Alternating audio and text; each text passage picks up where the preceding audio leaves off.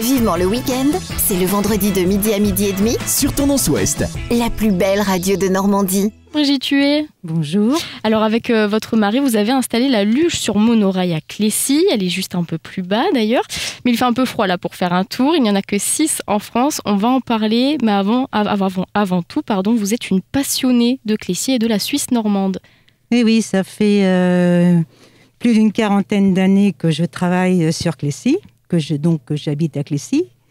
Et j'arpente les paysages. Et je ne m'en suis jamais lassée, même en ayant parcouru tout le monde entier.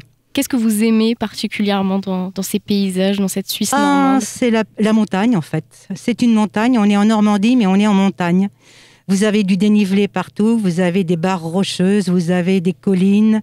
Vous avez une dépression avec l'Orne dans le fond, des méandres. C'est juste magnifique. Vous me disiez que vous aviez fait le tour du monde, mais oui. que vous... Je n'aurais jamais manqué, par exemple, le printemps en Suisse normande. J'habite sur les hauteurs de la Suisse normande et tous les matins, je descendais travailler. Je descends dans le paysage tous les matins. C'est avec des fois la brume sur la rivière, les couleurs d'automne, le printemps. En toute saison, c'est magnifique. Et d'ailleurs, quand on vient ici, on remarque bien une chose, c'est le viaduc. Alors vous qui connaissez bien la région, est-ce que vous pouvez nous en parler ? À quoi il servait avant et qu'est-ce qu'on y fait maintenant ?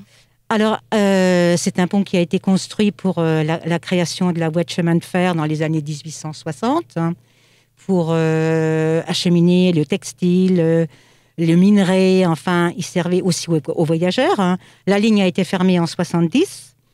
Et depuis, le viaduc a été construit par M. Verja, habitant de Clécy. Il a été achevé en 1866. Il fait 103 mètres de long et 30 mètres de haut. Voilà. C'est précis. 9 arches.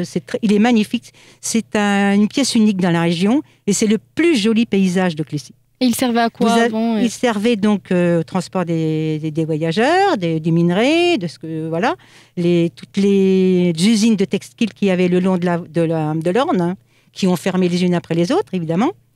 Et maintenant, c'est une voie verte.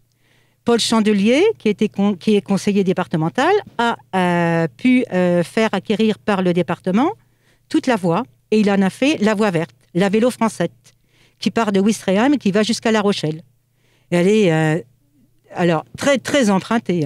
Il y a énormément de gens qui font cette voie verte.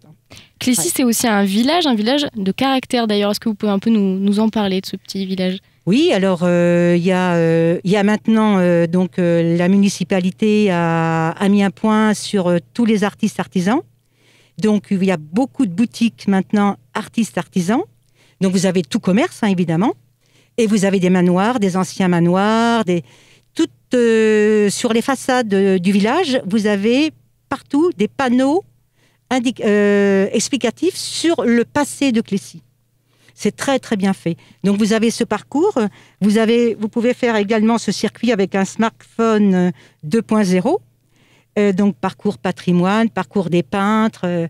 Voilà, tout est bien fait. Ça a été mis en place par l'Office du tourisme. C'est très riche. Et puis d'ailleurs, à Clécy et dans la Suisse normande, on pense beaucoup aux activités qu'on peut y faire.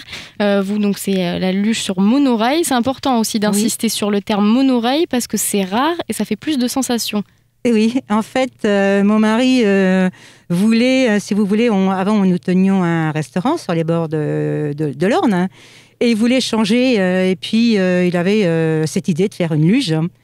Donc un jour, on rencontré un constructeur en monorail, et il a pu la tester en montagne. Il en existe en fait 5 en montagne, et c'est la seule première installation par un privé en dehors de la montagne, c'est-à-dire que dans le nord de la France, on est les seuls, en fait.